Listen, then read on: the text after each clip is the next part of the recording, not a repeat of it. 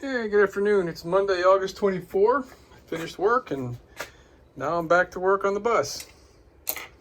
So the Thomas C2 has got this multiplex electrical system. This is part of it. I guess it's no big deal when everything works fine. Everything works fine on my bus. And these are smart switches. I don't know exactly how they work, but they identify themselves through these circuits. So like 2 of these terminals are probably for the light that's in it, and 2 of these terminals are probably making and breaking the circuit. And you know, I honestly, like I said, I don't know how they work, but I do know about them. So what I'm doing here is labeling all the switches and all the plugs. Let me back up a little bit. I think you could take this switch and plug it into any spot and it'll assume its same function because the switch identifies itself. But I'm not taking any chances. So I'm labeling every socket and every switch, and I'm taking it all apart. Here's the B cable, identified with a B. This is the A cable, identified with an A, bank A. And I just chose this to be number 1 because it's closer to the computer. These plug right into the computer. That's to the left of the driver's seat. So yeah, I just chose 1 through 8. There's 2 of them that were blanks. B1 and 2, I think it was, or 7 and 8. I can't. Yeah, B1 and 2 were blanks. So I labeled the plugs B1 and B2, but I'm not wasting my time labeling these blank things.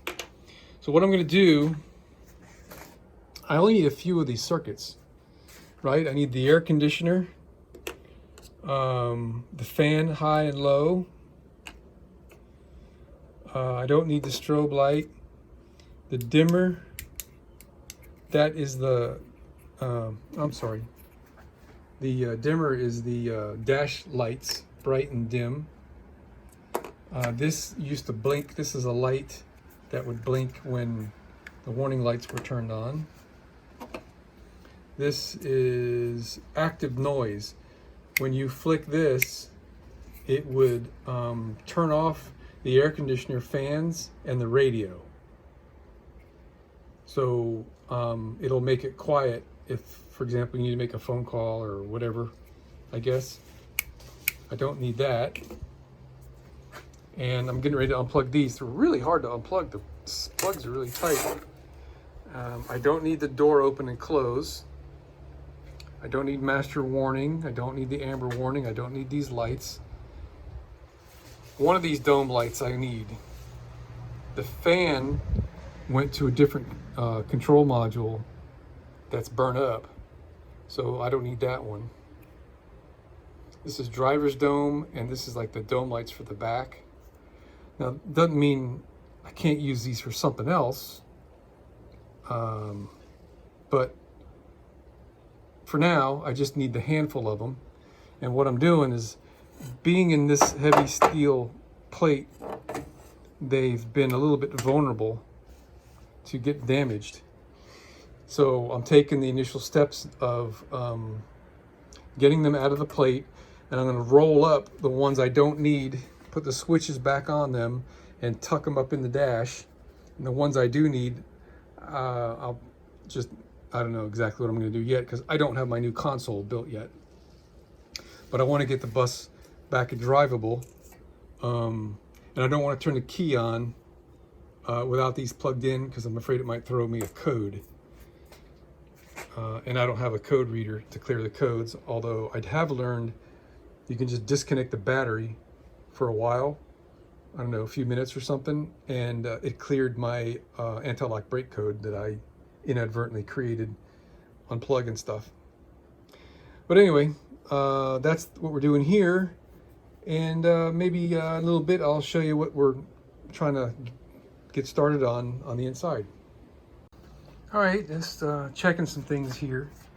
All the plugs have the terminals in the same locations, and not all these terminals are used because we've got 1, 2, 3, 4, 5, 6, 7 wires. 3, 4, 5, 6, 7, 8, 9 pins. So these switches evidently have features that are not being used. So I'm going to do an experiment. Since I only need 4 of these switches accessible, and the rest of the switches I'm just going to plug back in, I'm going to change them around and verify what I read on the internet about these things identifying themselves. And I'm going to put all the ones that I know I'm going to want to have accessible on one of these legs, this one or this one, on the longest lead wires. So that'll give me the flexibility in designing my console without having to extend anything. And we're going to hook it all up and we're going to test it and see if everything works the way it's supposed to. It can be plugged in either direction. If it were not for this little nub right here, I mean, you could force it to go in the wrong direction, but that nub goes into this open area. If you put the switch backwards, that nub is here. So you can tell which way the plug is oriented in the socket. Here's what we got. They're basically all mixed up intentionally as my test. These are the 4 that I currently need. All the rest of them I either don't need or don't need right now. So we got this active noise. The defroster fan was that little fan that would blow on the dash. Just happened to go back in its correct pin by just chance. Here's our rear dome lights. Here's our blinky strobe light on the roof. Our master warning light, red or amber. And then here's the indicator for red warning. I believe that's amber warning. I don't know what this one is for. Can't read it. Oh, post-trip inspection. Interesting. I haven't seen that even work. And this is to open and close the door. This would operate 2 different solenoids. This is actually quite a usable circuit. A lot of these are usable circuits. So I'm going to plug these in now and get the keys and see what happens. Okay, here we are. Let me back up a little bit. Here's all my circuit stuff. If you guys didn't watch some of my earlier work on the electrical system, I redesigned this whole area. There was an extra plate steel in here. I removed this whole panel right here with the relays. It used to be outside in a compartment. There used to be 2 of them. Those control the air conditioners, the rear air conditioners.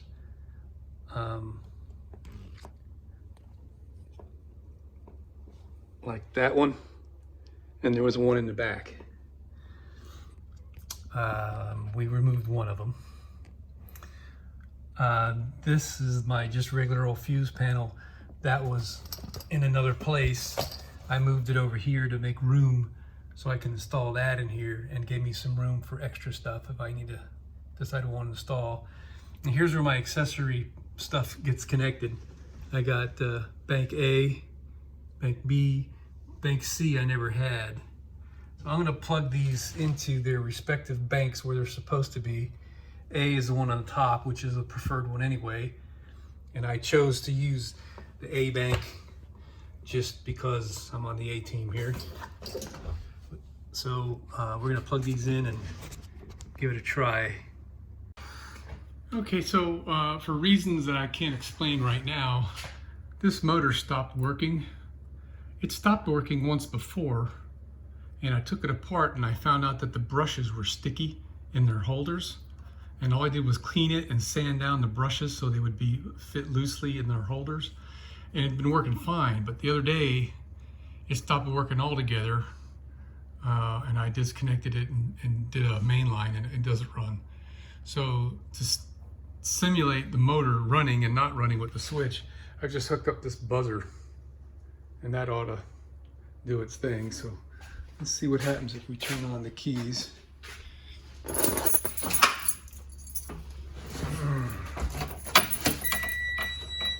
Okay. You know, I probably should just crank it, but let's see. Our switches here on the A team. Let's switch this fan on.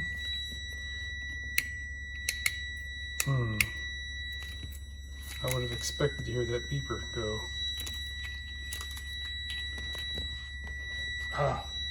Maybe that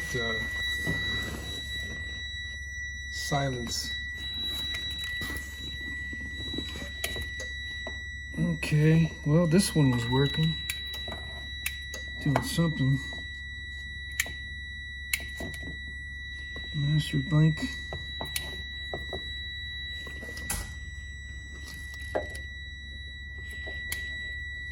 Oh, there you go. So the amber's coming on when I go to amber, and the red is coming on when I go to red. So these switches are functioning normally, and they're not plugged in their normal place. Looking for active noise. Let's see, AC on. Not hearing the fan go. Oh, I think I might know why. I've got a bunch of stuff unplugged that was in that hole. I gotta plug those things in. All right, it's all working.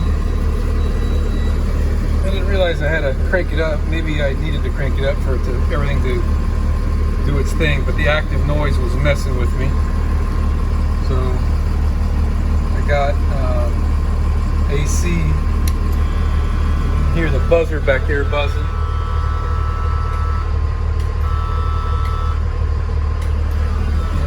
When it's on just fan, or when it's on AC. When it's on AC, I hear a click back there. That's the solenoid that opens up for the Freon to circulate. I haven't checked this out. It's too damn bright out there. Driver's dome, I would have to put a bulb in that to test that, but everything seems to be working. My fan here works.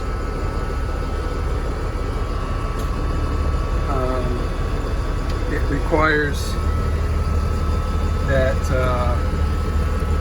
this active noise be disabled wherever it went. Right here.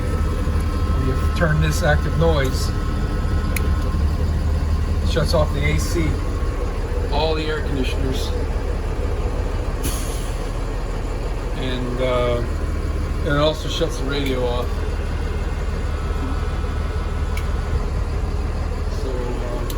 I gotta make sure that one stays in that position. I can hear the motor slow down, so the compressor, the AC compressor is running.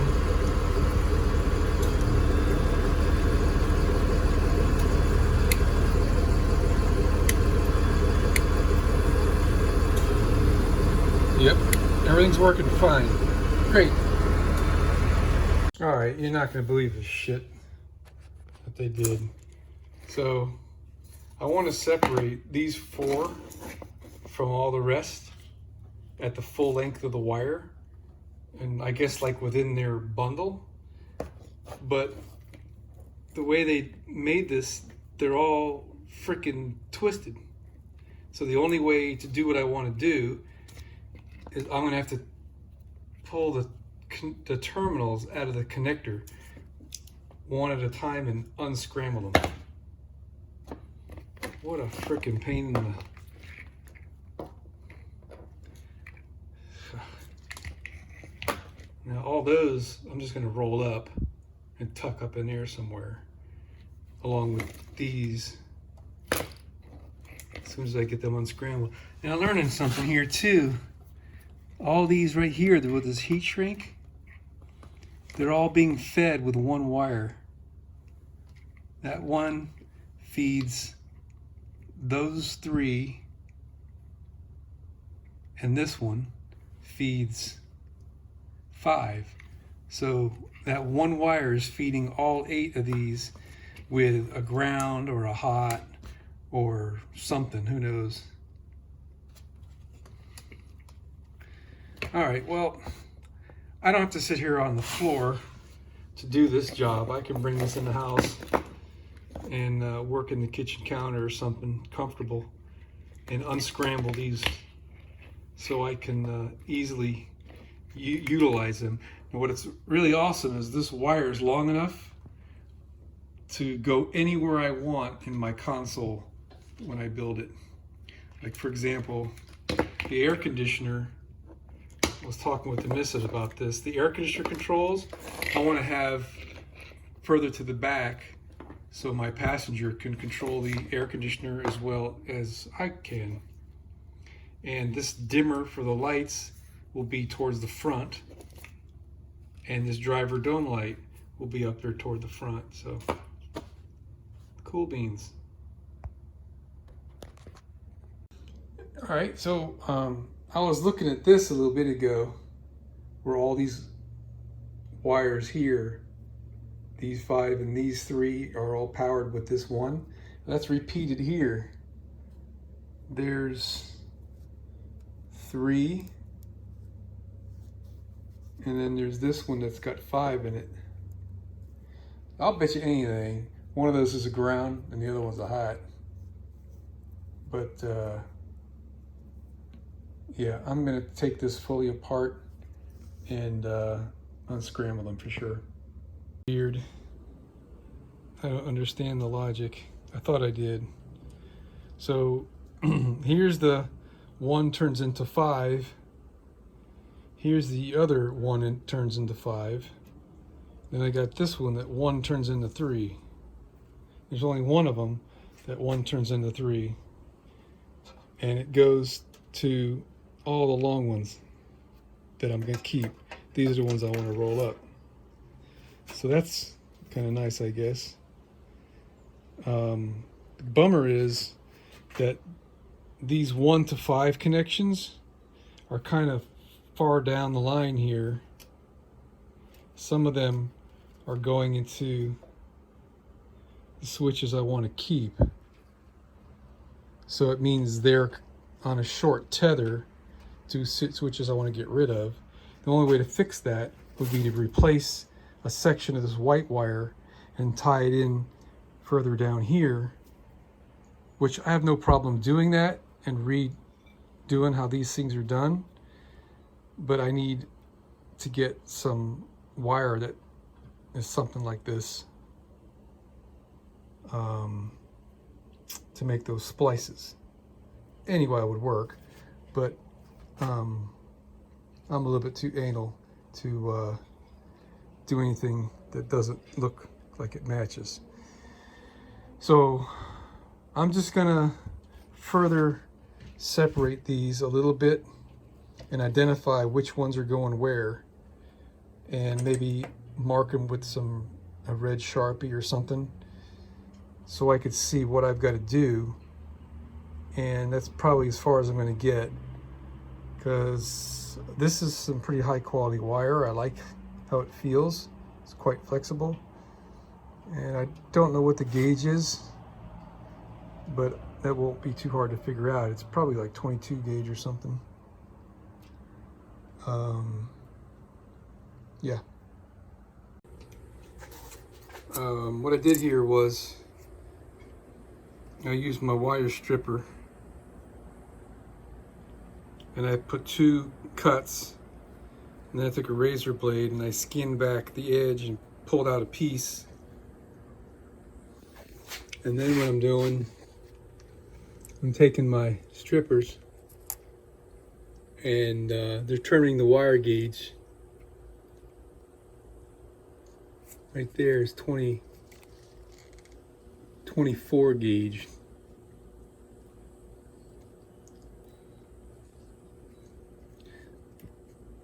I think 22 is a little.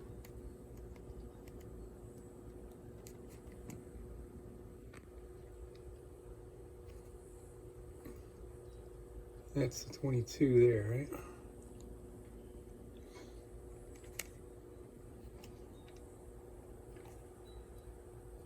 '22, '24, '26. So 26, I can feel I'm touching the wire.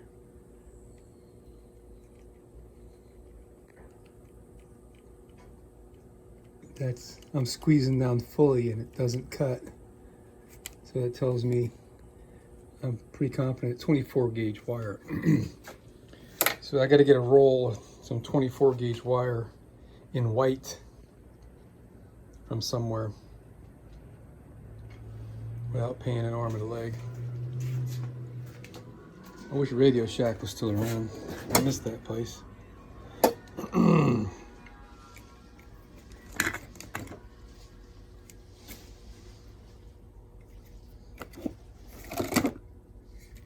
This is solid. Yeah, I just don't have anything I could use. This is the closest.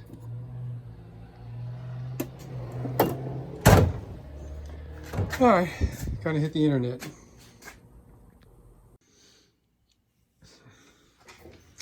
All right, I've got this one unscrambled.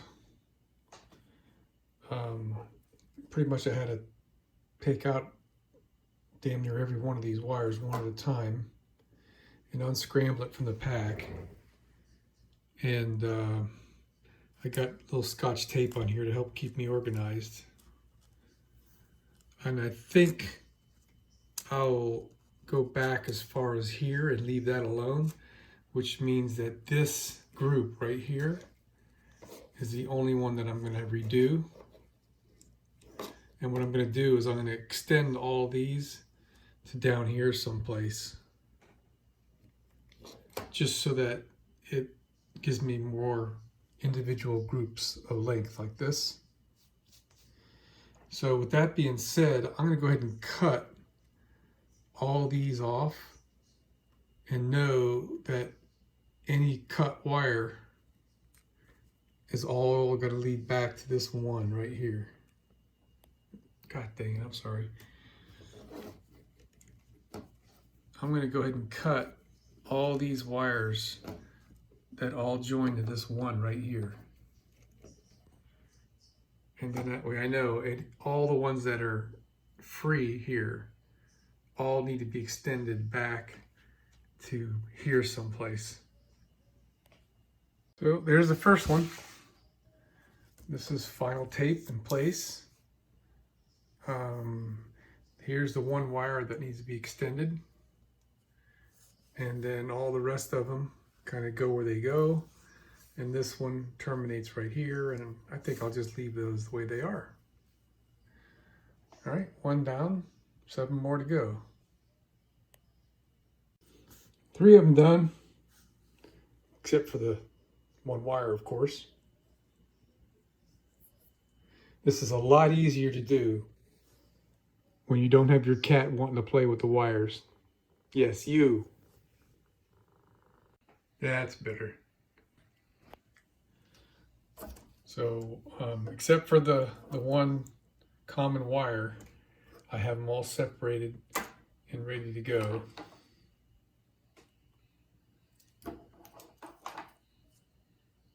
Pretty good. All right, so I've got my wire ordered. McMaster car had just what I needed. And that'll be here in a couple days.